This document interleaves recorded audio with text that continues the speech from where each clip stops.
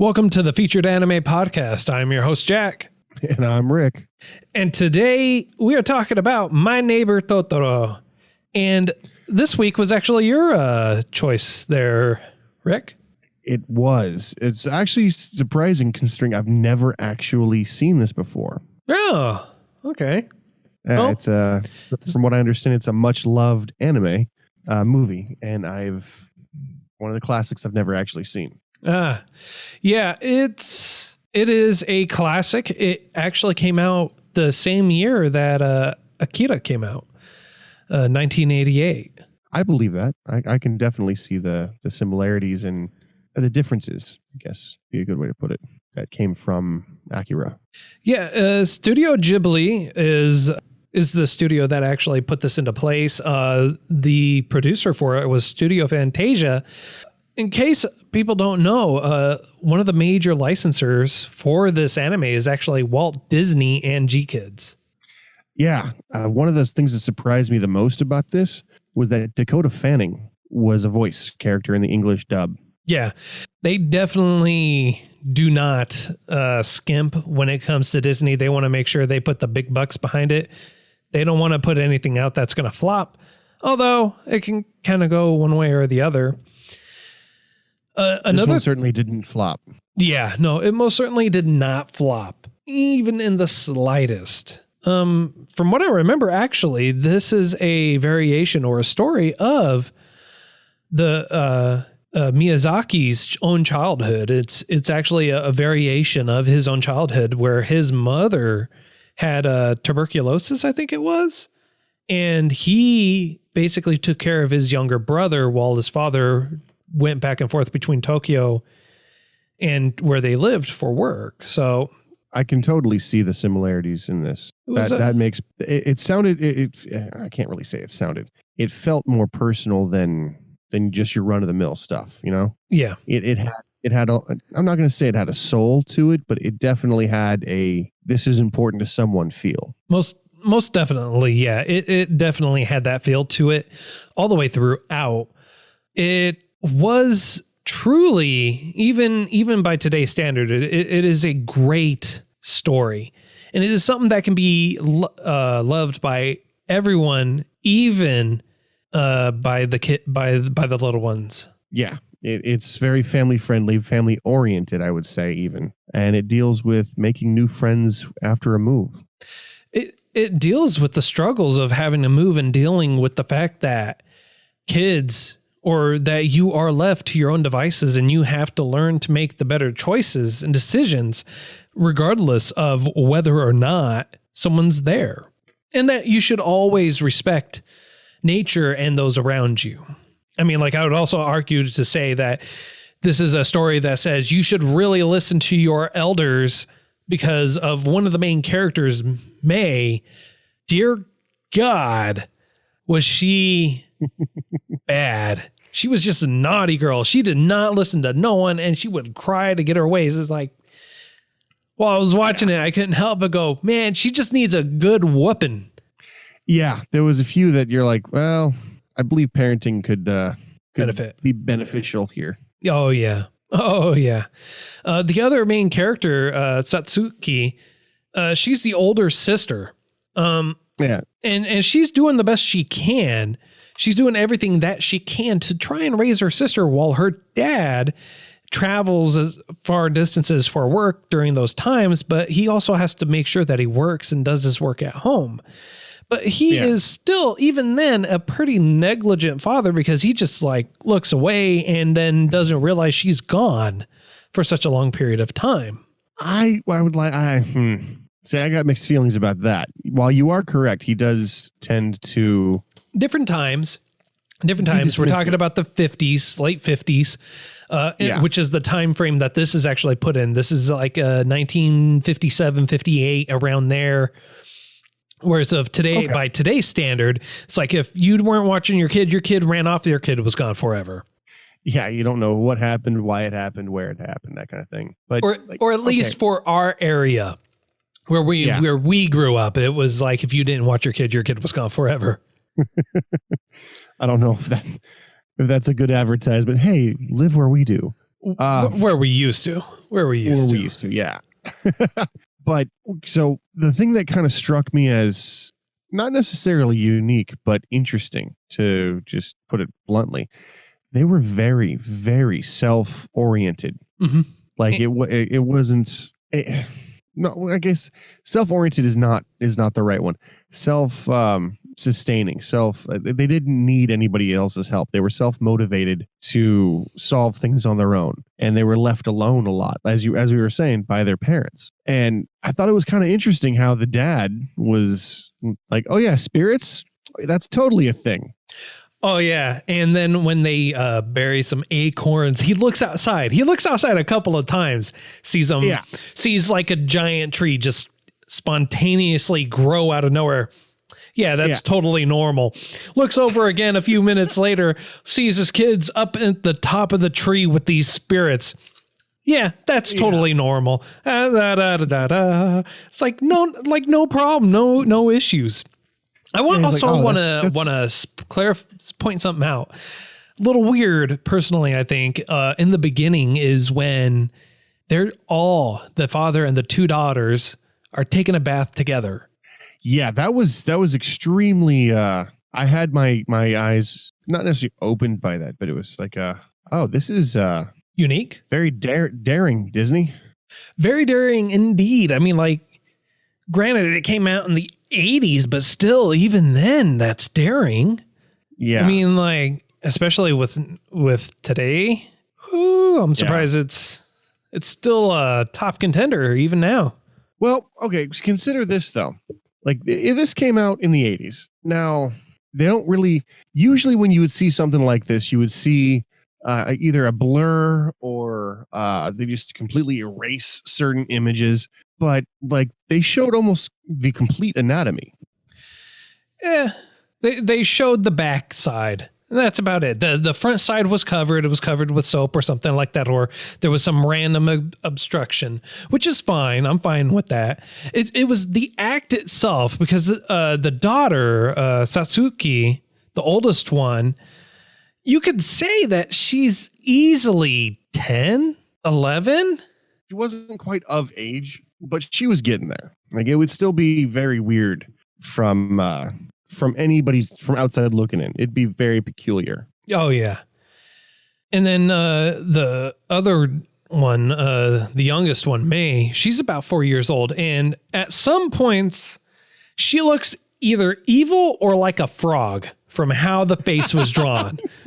Yeah, when she was like, "Hey, there's a tadpole here," I was like, "Oh my god, she's going to turn into a frog." Yeah. And then one of the weirdest things, like I was watching this with my significant other, and they had seen this many times. It's one of their favorites. It's one of the reasons I chose it. And I look and I'm like, Grandma's probably not real, because I was thinking like Grandma was either a evil spirit or a helpful spirit, just a spirit in general. And I was like, there's no real way you can, and because of everything else that happened, I just assumed she was fake. There's no real way you can what? There's no real way you can differentiate between her and some of the spirits that don't show up. And sure. She actually has a full-on conversation with the dad, and she's creepy looking. Well, let's be fair. Some of the spirits were creepy looking too. Yeah. The spirits that they show, you see soot gremlins, soot goblins. Yep. Then you see the Nekobasu, which is a cat bus with rats for the headlights. That's pretty awesome. I would love that, to ride around in that. Looks super soft and comfy too. Yeah, like it conformed to the shape of the rider, which was kind of awesome. But beyond that, it was like, think of a Rolls Royce as far as comfort goes. And this is probably even better because the doors not only open, the seats like fit you. And there was no need for a seatbelt because the seats, like, they were super comfy from what it looked like. The seats just held you in place in a very non-threatening way.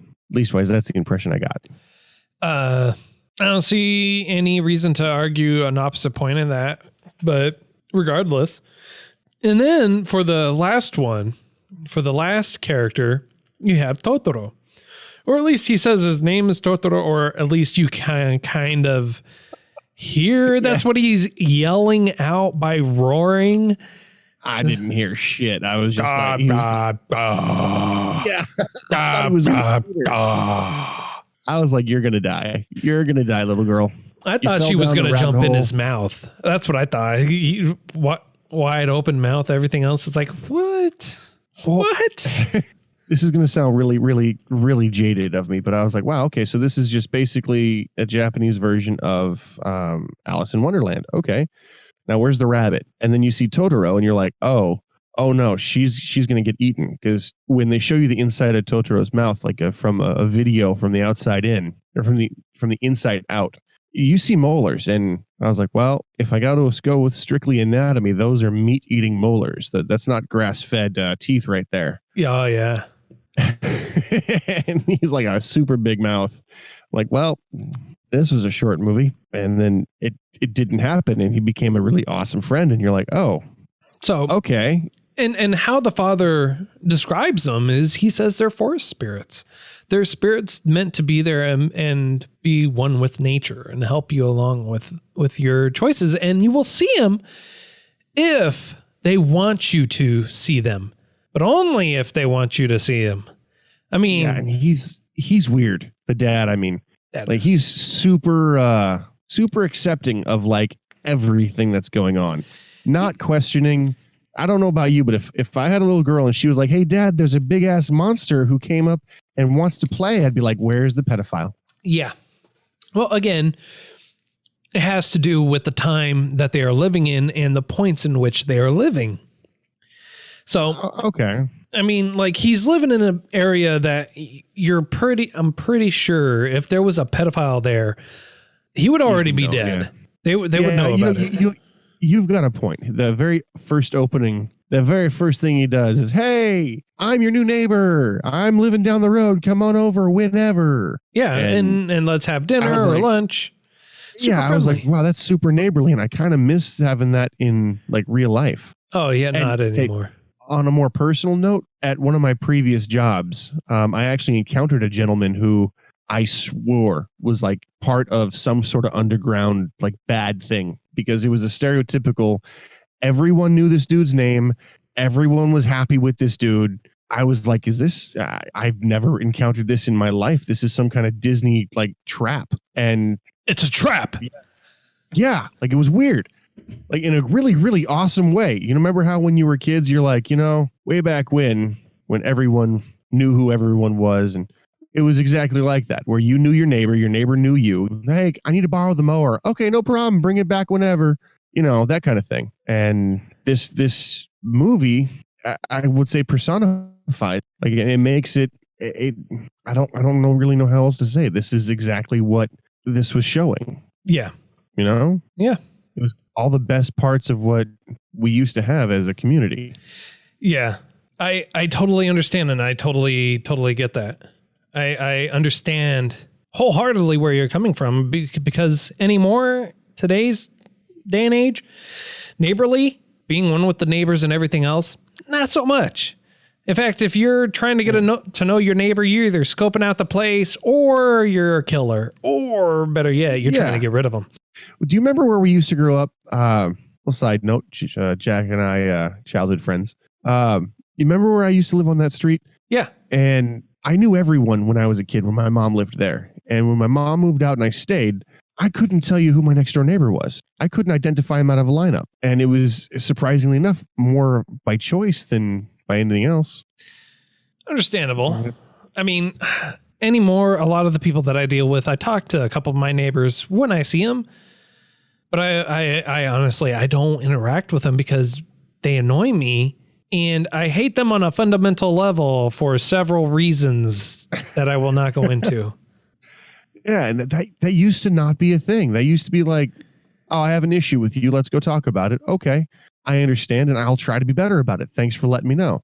Whereas now it's like, hey, mind your own business. You don't need to tell me how to live my life. Yeah, and that's honestly how it is everyone doesn't want to be friendly. They feel like they're entitled, and really just life as a whole just is really disconnected anymore. And I think that this movie, My Neighbor Totoro, really speaks now more so than ever, because it's like, it is something that we have lost as a society for at least much of the world, at least to my interactions and dealings. It's almost like a mirror to life, and it's sad. Yeah.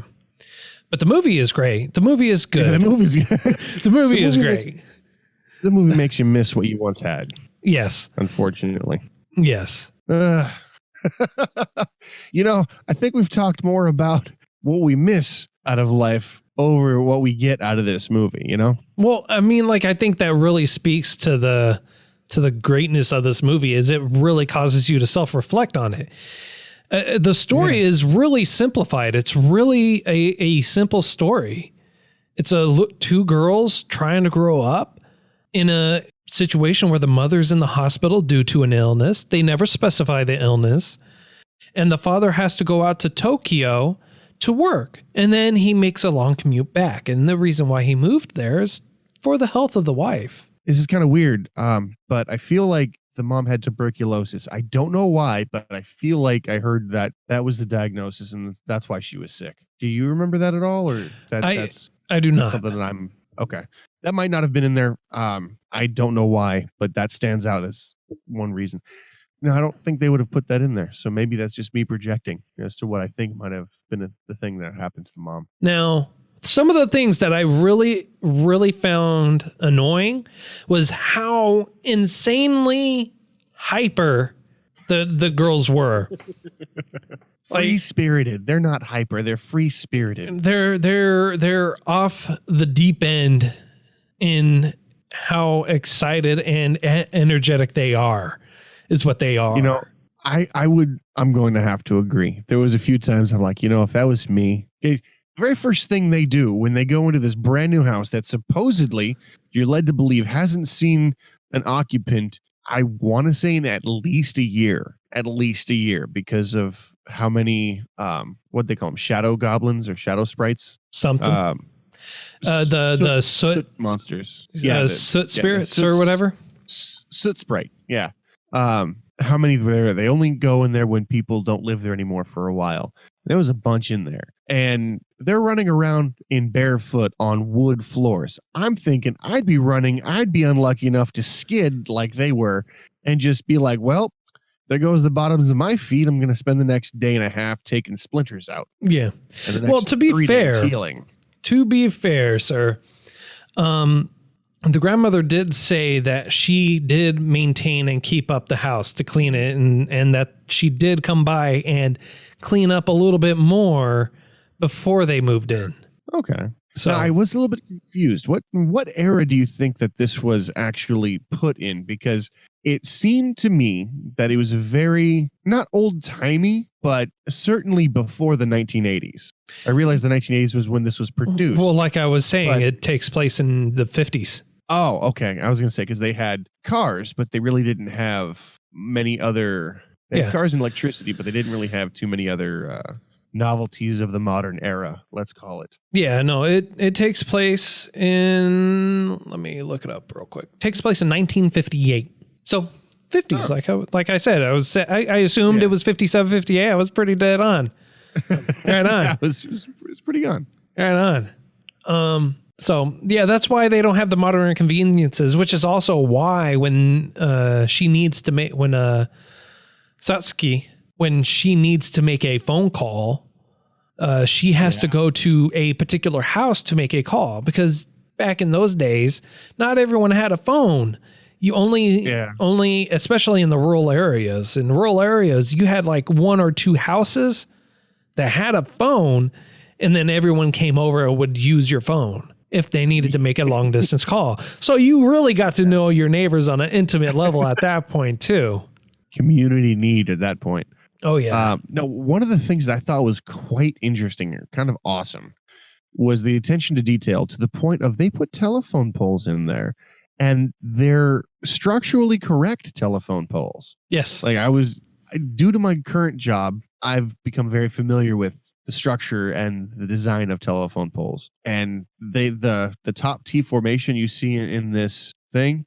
That's very specifically for long distance power transmit. And you're like, wow, that's impressive. Given the fact that on certain other times in this in the movie, it's not the most crystal clear and pristine animation. The little details make it special, I would say. The little details all the way throughout make it a great piece in and of itself. I honestly don't have too much negative to say about this other than the fact that it is a great show. And the only negative thing is May needs to have her butt beaten. All right. She needs a good whooping for how bad she is, because her dad will say something or her older sister will say, no, you have to stay there. And she won't listen. She will just go off and do whatever, and with no repercussion. That's the only thing I have to say about that negatively. She was not disciplined in any way. Whether or not she turned out fine is beyond me, but she needs she keeps going the way that she's going, she's going to be abducted by the spirits. Let's be honest here. We've seen this anime before. Yes. Yeah, it'll happen. It'll happen.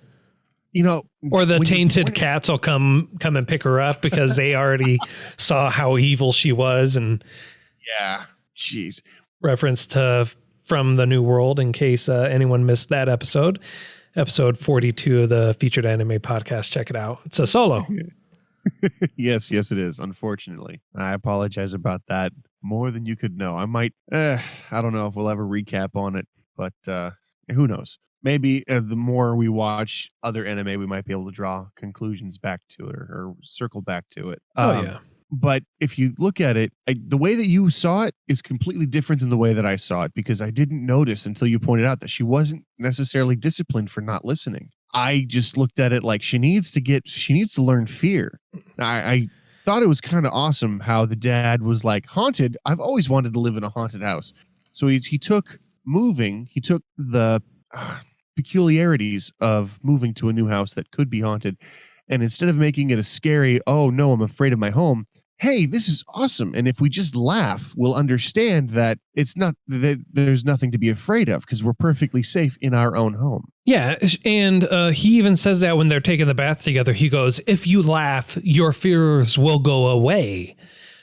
Yeah. And then they laugh pretty creepily, but yeah, they laugh. I would say heartily, but yeah, and while they're laughing, one of the things that struck me, even though it shouldn't, I was like, there's way more water coming out of that bath than should be even in the bath, because they're splashing around and it just like waterfall gushes out. And even though no water goes back in it, it's at the same level it was started at. And I'm like, are you? No. Well, I mean, like, that's how it works. I mean, like, if you got it in a tub and water comes out, it's not going to replenish to the level. It's going to be at the level that you got in. Now, if they showed them getting out and the water stayed at the same level. No, they were in it. And you saw when they were in it, you saw the water level. They did their splashing around. The water level returned to the same level it was, even after like a cascade of water fell out. Hey. I don't remember that, but okay. It was during the laughing scene. But anyway, yeah, no, it was. I was honestly surprised. I did not think the anime would hold up. I did not think the movie would be as good as the hype, because this is considered a modern classic. Anything from this director seems to be a modern classic, and I think I'm going to, whenever I have the opportunity to do it again, I'm going to choose another movie of his, because I unfortunately haven't seen a lot of Miyazaki's films. Oh, they're all great. I've pretty much seen them all. My wife is a very big fan of them. Yeah, well, all the more reason for me to choose at least one more. I'm thinking, I was told Spirited Away was pretty awesome. I was told that Howl's Moving Castle was a good one. When I saw them when they were coming out, I was like, it's going to be a bit weird because I thought the animation was off. But once you get past initial, this isn't what I'm used to animation, it flows real nice. The animation really speaks to his style and him as an individual. I don't know. I think it's, at least with this one, My Neighbor Totoro, this one, the thing that put it above most other movies I've seen, I would say, is probably the story. The animation was not sharp and crisp and amazing in all the ways that you'd expect it to be. for a movie. Yeah. But the story was just to me it's like Zelda. It's a simple, direct, awesome game. This is a simple, direct, awesome movie. And the premises, I imagine, are very similar. Mm-hmm. All right. So with that, on a scale of 0 to 5, how would you rate this, sir? This will be the only 5 I've given out so far. It's a solid 5 for me. Actually, I believe you had one other one that had a perfect. I got to raise the bar then. I got to lower that score. Yeah, this is the new 5, if that makes any sense. All right. This is the new 5. All right. What about you? For me, I give it a 4.8. I give it a 4.8. Why the 2-point deduction? Because May needs to be disciplined. All right. She needs to be disciplined. Oh my gosh. She was just such an unruly child. Jeez. Yeah, but that's part of being a child. You know, I couldn't get past with how unruly she was with her dad, just like totally like, whatever, brah, it's cool. They're up on this tree that randomly sprouted out of nowhere. I got that. That's cool, boo. You're all the right. dad was weird to begin with. I got the feeling, again, I thought Granny was fake because I thought she was just a spirit, like a spirit of the house or something like that. The dad just seemed way too familiar with spirits for me to find that weird, because he was raising children to be fearless, which I don't necessarily agree with. But I mean, it fit for the context. If he looked up, saw them playing with Totoro, he's like, yeah, I remember playing with Totoro. They're perfectly safe. You know, and that's the feeling I got out of it, which is why I didn't really see it as being too big of an issue. Yeah. All right. Well, next week is my choice. You want to raise it to a 5? You want to raise it to a 5? Nah, I'm going to leave it at a 4.8. And my choice is going to be, it's your favorite drama. Oh, I knew it. Yeah, it's going to be a drama, slice of life, military music, which is a new one, sci-fi. The name of it is Sound of the Sky. It came out in 2010, and it is 12 episodes long. All right, new rule. No. Yep, that's what we're watching. We are watching drama, military music, sci-fi slice of life. It'll be the first one that we've actually reviewed that has a genre of music. Really? Was Your Lie in April not musical? I guess you could say. So it'll be the second one. So I wonder, is this one going to be heartbreaking as that one? Will it be as good? Will it be great? Or will it be horrible? It's going to suck. Yeah. You know, walking into it, it's going to be like beautiful and amazing and then rip your heart out. Sure. I mean, like, what's the worst that can happen? Your Lie in April. That's the worst that can happen. It was a great one. You know it. It was awesome. Don't get me wrong. I just... All right. Well, that's all the time we have for today.